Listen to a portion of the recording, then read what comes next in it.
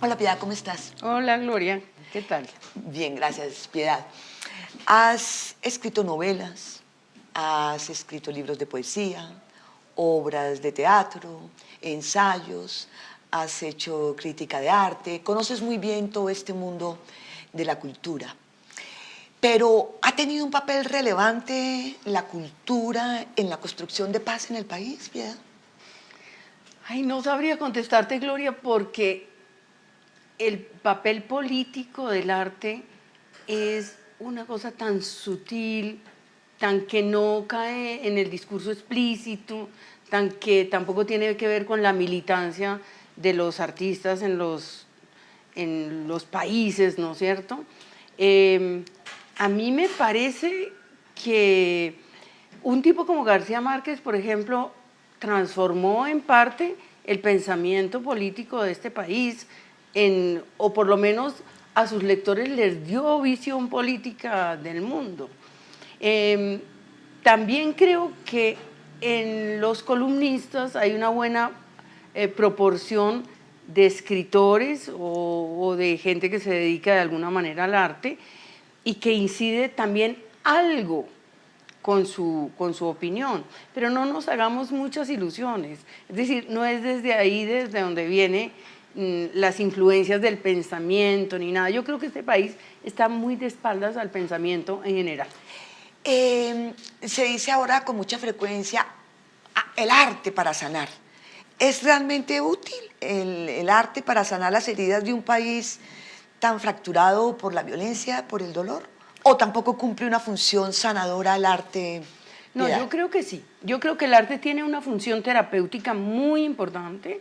Yo misma lo he experimentado y no solo me refiero a la gran tragedia de la pérdida de mi hijo, sino que desde que yo tenía 14 años, yo de alguna manera escribía para sanarme.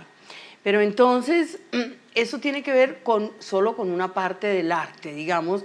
Yo sí pienso que se puede hacer con las víctimas procesos de sanación a través de muy distintas manifestaciones artísticas, de la escritura, de la pintura, de artes aplicadas. Yo creo que se pueden hacer procesos muy bonitos.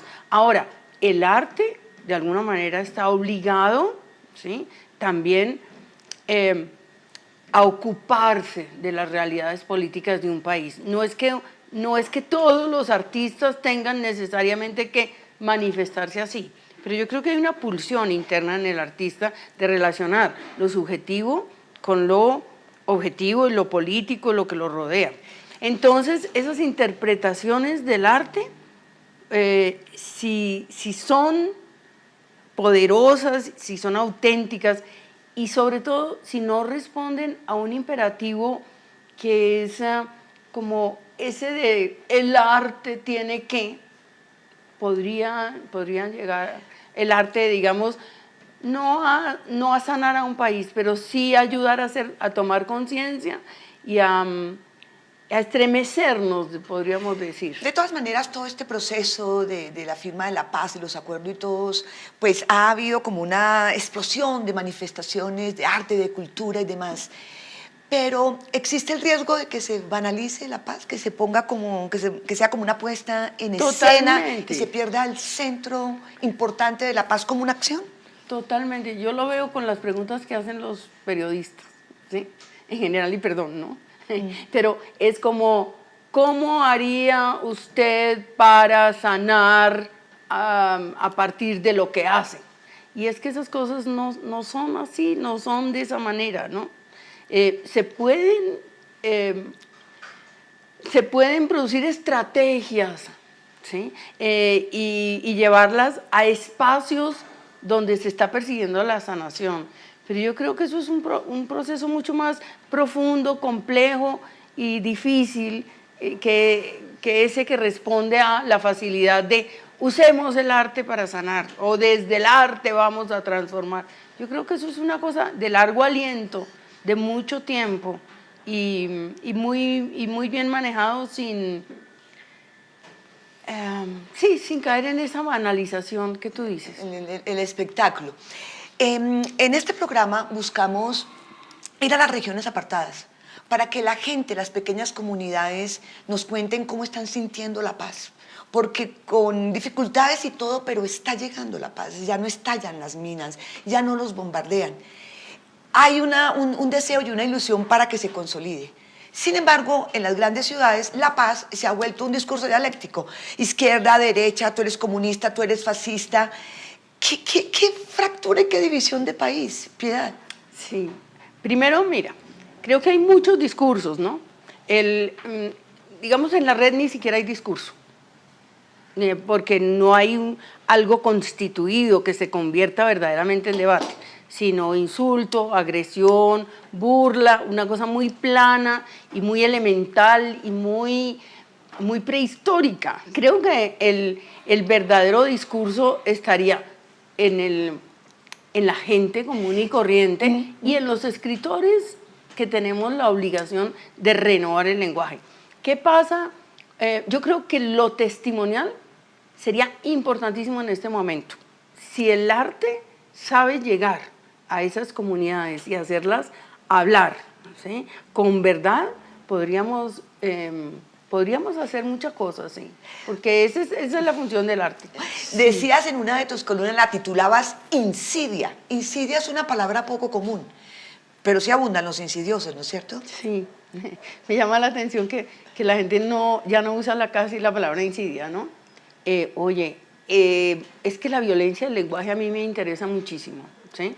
Porque es una violencia profundamente destructora.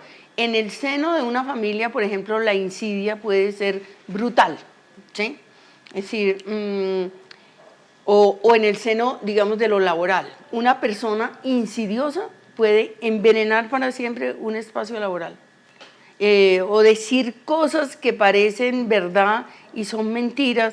Eso acumulado puede convertir a una sociedad en una sociedad llena de odio. Entonces yo creo que aquí las redes han propiciado mucho la insidia. ¿Y sabes quién también pienso que a veces son insidiosos? Y otra vez, y perdón, los periodistas, sobre todo de ciertos medios. Yo creo que la radio está llena de insidia, ¿sí? Yo creo que la prensa no hay tanto lugar para la insidia. Ni la televisión tampoco, porque pasamos por ahí rapidito. Pero en la radio que se demora, yo creo que hay mucha insidia. ¿Estás de acuerdo en que, con tal de que no se echen tiros, qué importa que se diga lo que se quiera decir, pero con palabras? No, yo pienso que no. Sí pienso que puede haber manifestación del sentimiento, ¿sí? Y de pronto gritar asesino puede ser una manifestación espontánea, legítima dentro de la democracia, digamos, que hay momentos de efervescencia que llevan a eso. Pero ya la cuestión programática de estar estigmatizando, de estar inventando, de estar insultando, eso me parece que es nefasto, sobre todo para los espíritus, ¿no? Es decir, eso envenena un país, y eso engendra otras violencias. Cuando tú sugieres que ese es un asesino o es no sé qué, sin ser verdad, entonces puede haber personas que pasen a las vías de hecho, porque este país siempre ha tenido una violencia de hecho, entonces muy asustadora. Ahora es de hecho, eso es muy ya delicado. No es tanto de hecho, aunque siguen problemas y focos de violencia, sino de palabra.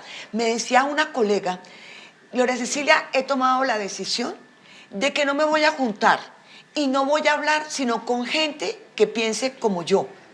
No estamos acostumbrados a argumentar. ¿Por qué nos parece como tan agobiante argumentar sin descalificar? Una periodista inteligentísima, ella me dijo, ay no quiero seguir teniendo discusiones tan descalificadoras. Que yo pienso que eso nos ha venido pasando y que en las sociedades muy polarizadas llega a pasar de manera destructora de las familias, por ejemplo. Pongamos un ejemplo que no nos toque a nosotros, el chavismo. Entonces, en una familia, el padre chavista y el hijo antichavista puede llevar a una ruptura de la palabra, ¿sí? Porque yo creo que son culturas que no están permeadas suficientemente por el diálogo.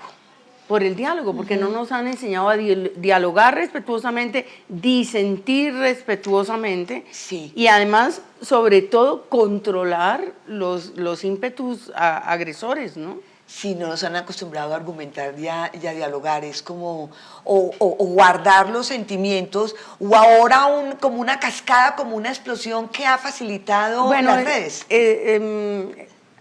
Esa señora Caroline Emke, autora de un libro que se llama Contra el odio alemana, habla de cómo esta época, y sobre todo yo creo que por lo que está pasando en las redes, pero también porque hay unos líderes políticos mundiales que se lo han permitido, como el señor Trump, ha perdido la vergüenza y ha destapado el lenguaje del odio y de la discriminación. Por ejemplo, en Alemania hay ya unos líderes que hablan despectivamente de los negros, de los musulmanes, ¿sí?, de los inmigrantes, a veces de mujeres importantes, se las ridiculiza y se las insulta, y pareciera que eso no tiene consecuencias sociales de ninguna índole. Entonces, la base de la civilización está en que aún los pensamientos discriminadores y perversos por lo menos se mantengan, no salgan explosivamente y desvergonzadamente, que haya sanción social. Una mirada de mujer, lo femenino frente a todo esto, lo femenino como una energía, como una cosa poderosa frente a todo esto que está pasando en el país, en la construcción de paz, en el posconflicto, en los acuerdos. ¿Cómo lo ves, Piedad? Yo pienso que aquí hay una cosa muy importante de la voz femenina. Y creo que en el mundo hay como una especie de valoración de lo que pasa en el mundo femenino. Primero, pues claro, hay una lucha reivindicativa, ¿sí? Pero luego hay mujeres que tienen unas voces muy, muy valiosas, y yo creo que se las está oyendo. En la literatura muchas, en la política algunas, ¿sí? En los medios periodísticos muchísimas. Yo creo que estamos viviendo el auge de la voz de la mujer, aunque pareciera que todavía estuviéramos muy discriminadas. Pero yo creo que estamos ganando esa batalla, y yo creo que también desde el punto de vista de las víctimas, esas mujeres que han cargado con ese dolor de la muerte de sus maridos y sus hijos, ellas están empoderando, que es una palabra que odio un poquito, pero están lanzándose a puestos políticos, la madre de los falsos positivos, jóvenes que vienen con ilusiones. Tenemos mujeres buenísimas en la política, yo creo que sí.